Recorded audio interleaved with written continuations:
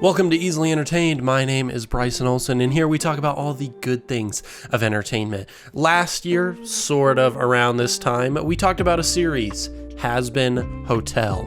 Well, this year we are going to talk about the spin-off series available on YouTube known as Helluva Boss.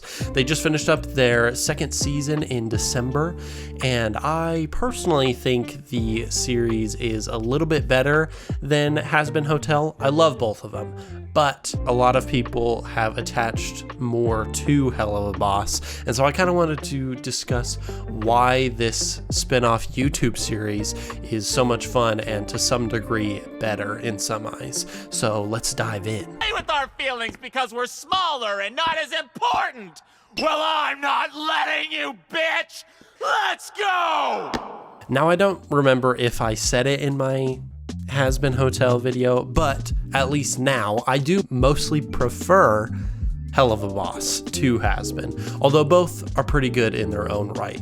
But a big thing that makes Helluva so good, I think, is that it is a little bit better at its storytelling. And a lot of this could be due to the fact that we don't have a lot of Hazbin Hotel yet.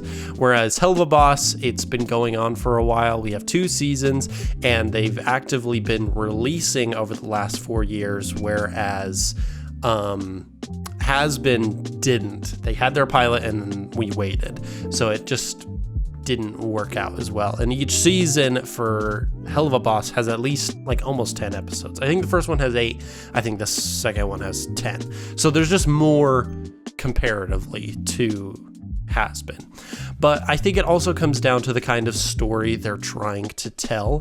Hazbin, I feel like, is trying to be that big spectacle, fate of the world type stuff, you know, good versus evil, heaven versus hell, sinners can be redeemed, major status quo changes, that kind of stuff. It is that big spectacle kind of story. And I think that is what it's trying to do, but it doesn't always connect. Whereas Helluva Boss is a bit more connected in its story. They show the inner workings of hell a little bit more. They dive into topics of relationships, imposter syndrome, regret, classism, and kind of go into a bit more nitty-gritty details than Hazbin Hotel does. There's just more being shown in this series, and I think a lot of it is due to the show's co-runner, Brandon Rogers, who also voices Blitzo, while Hazbin is mostly run by Vivzie Pop, and her touch is ever present in that one. I think in Helluva Boss, it seems more like a Brandon Rogers project than a Vivzie project. It just happens to be in her style. The show is full of those over-the-top attitudes and interactions, but behind them is a lot of meaning, which kind of tends to happen with Brandon's own projects, whether it's his like live-action skits or if it's like just him interacting with people. I feel like that's kind of how Brandon is, and that can be shown a lot within this series. It's like the story of an assassination company that could have mainly followed the characters just doing their jobs, but it's kind of shifted. It started that way and then changed. I like how it focuses more on their personal lives now and doesn't really care about the business as much and more about how they interact with others and their own personal relationships, and I love that. In the universe of Helluva, imps are the lowest class, so to see them kind of rise above and make a name for themselves and push beyond what the world sees in them is a strong message, and they play off that mindset a lot.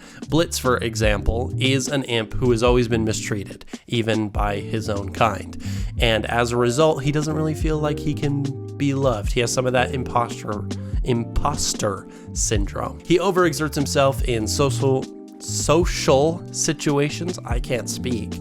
And whenever he starts to get close with someone, he gets scared because who could ever love an imp like him? Especially when he gets a romantic partner that is initially more transactional, Stolas, who is a higher level demon, a member of the Ars Goetia, who I just love. I think Stolas is fantastic, but he is of a higher class.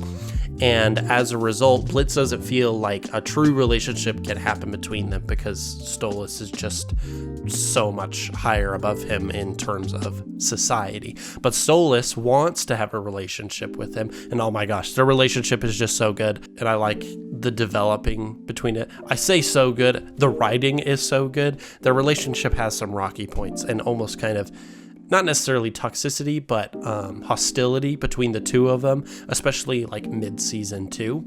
But fantastic how that plays out. I love it. If you haven't watched, go watch it right now.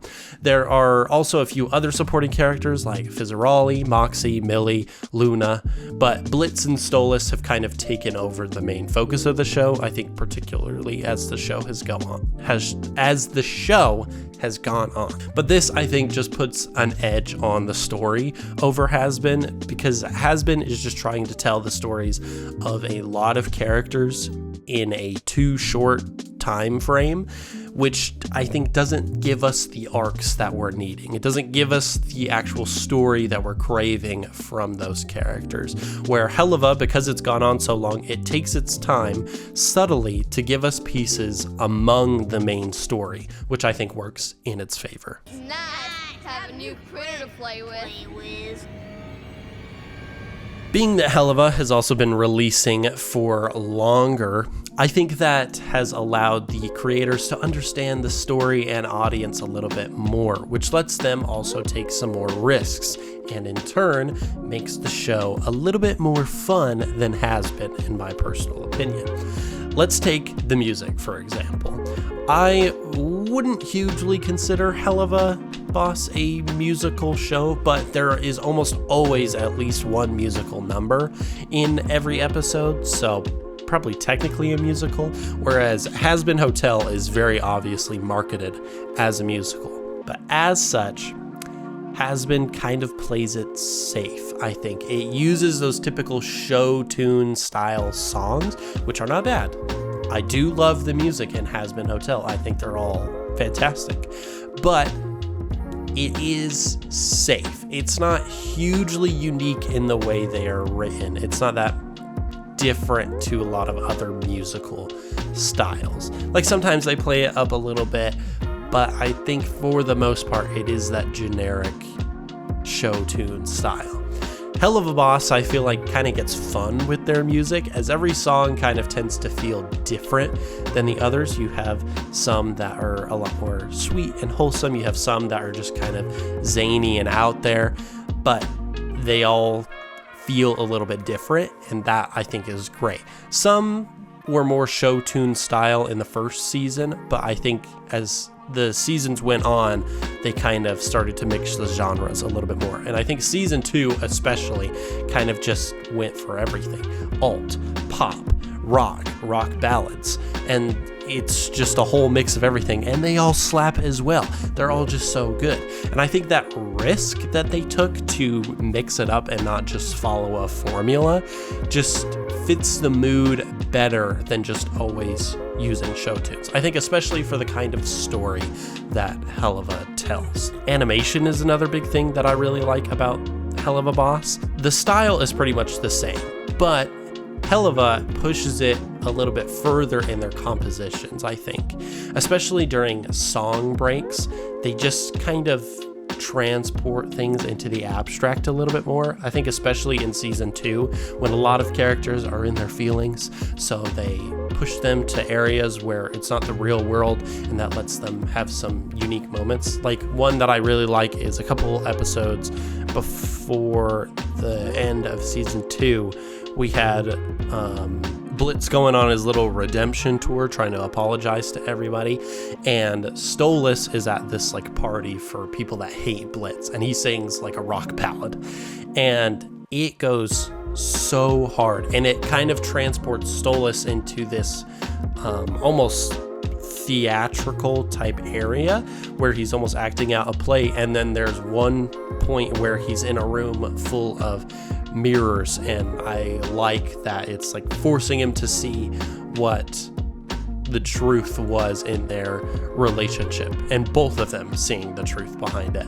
And that is like a lot more of an abstract idea rather than your typical musical style where it's characters singing to each other, whereas Stolas is almost kind of singing out into the void. Not necessarily like he's singing to an audience, but he's singing to himself, if that makes sense. Being able to do that with the animation and not just the music, I think is fantastic. And as the seasons have gone on, they've just been able to push their effects and lighting and composition further and further, and I just think that's great. And I think the time they've had to take those risks and change it up and have fun with it is what has made Helluva Boss so loved, and I like that. I think it's what a lot of people have connected with, is that uniqueness and experimentation from Helluva Boss.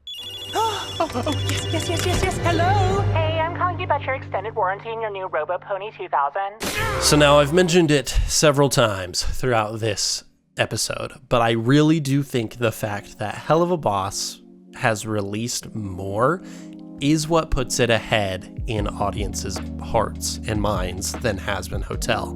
Because, let's put it this way, both pilots for Hazbin Hotel and Helluva Boss released around the same time in 2019. Hazbin, no news had really been heard afterwards. Like, there were rumors, like that talks of studios picking it up had happened, but you weren't getting a lot of information.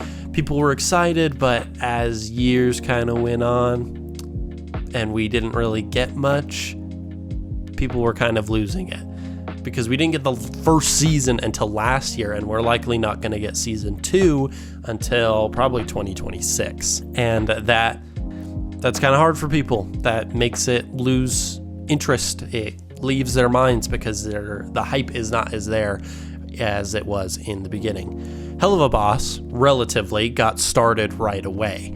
About a year after release of the pilot, the first episode of season 1 dropped, and since then, pretty much every couple of months they would release a new episode, with I think a bigger gap between seasons 1 and 2. Like, I don't know if exactly a year, but it was a longer gap, but that was okay. People were kind of excited for that because they had kept going. They had been releasing things. I think part of that was to try and help get funding for the animation team and to kind of build their studio a little bit. I'm sure to also slightly support Hazbin Hotel, and that could kind of gain a foothold. But as a result of this sooner release schedule, I think people latched on to Helluva Boss more. And while it technically is the spin-off series, it feels like the main show. It was coming out first. It gained more traction. And this is what people knew for the Helluvaverse, as they call it. The show was just establishing the lore of Hell more. It came out more often so we could see the stories quicker and we could connect with the characters, and like theories around the characters could come up. Sometimes theories relating to Hazbin Hotel would also come up. It is what pushed like the fan base further, but as a result, I think they cared less about Hazbin Hotel and more about Helluva Boss. I remember when Hazbin was coming out last year around this time, talking with people about it, they were like, I don't know how much I can like it because I already like Helluva Boss and they're just different shows. And like, yes, they are different shows, but I think part of it is due to Helluva took a different direction and they were going out longer. They've had time to establish their story and know what the audience is and what they want as creators, that it was just a little bit different. So when Hazbin Hotel came out, people just didn't latch onto it the same. And it was released quickly in that usual streaming method, and now it's more like a binge type show rather than like you're waiting often for it. And it was 4.5 years later than when we first got the glimpse of the show. Audiences had moved on. They were kind of like, well, oh well. And like those diehard fans kind of stuck around. And like they stuck around for Helluva Boss too, but the audience perception changed. So the people that were excited for it may not have been excited this time or as excited, or they kind of forgot that it was a thing. So Helluva kind of established a new standard for their little universe. So when Hazbin Hotel was drastically different and more show-toony rather than cartoony, like Helluva kind of kept up, I think it kind of shocked people. Like, people kind of knew, but not really. And I love both shows, and I can understand the love for one over the other. But with the state of independent animation, I think Helluva Boss made the right choice to release as they create, rather than the traditional season at a time model. And I'm not saying they didn't have their seasons prepared. I know they had them prepared, but I think how they were preparing them was a little bit different. I think Hazbin was going the more traditional route of wanting to get picked up by a distributor and release it on a streaming platform, whereas Helluva Boss took the more independent route and released it for free on YouTube and just happened to be successful there. But I think with how the industry is right now, people crave that independence a lot more, rather than not necessarily selling out, but that's kind of what it feels like, having to force yourself to go to a distributor, whereas one is still being successful while also being free to watch. And I don't know, it just kind of let Helluva Boss remain more culturally relevant compared to the main show, and allowed audiences, me included, to just kind of favor it overall. But both shows are good.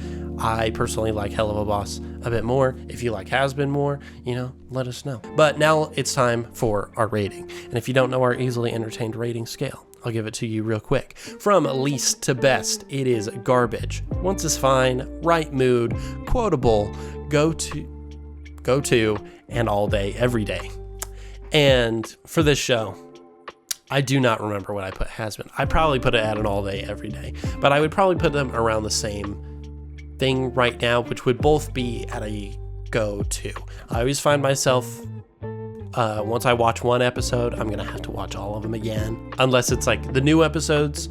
But if I watch one of the older episodes, well, guess what? I'm gonna have to watch the entire thing now, and that, I think, signifies a go-to for me. Sometimes the music I can listen to all day, every day, but the show itself, probably not always all day, every day. It's like the all day, every day in sprints. So that makes it more of a go-to for me. If you have a different rating, let us know down in the comments. But that is it for this episode of Easily Entertained. If you enjoyed, which I hope you did, be sure to leave a like and subscribe so you can be notified of all new episodes when they come out every Tuesday.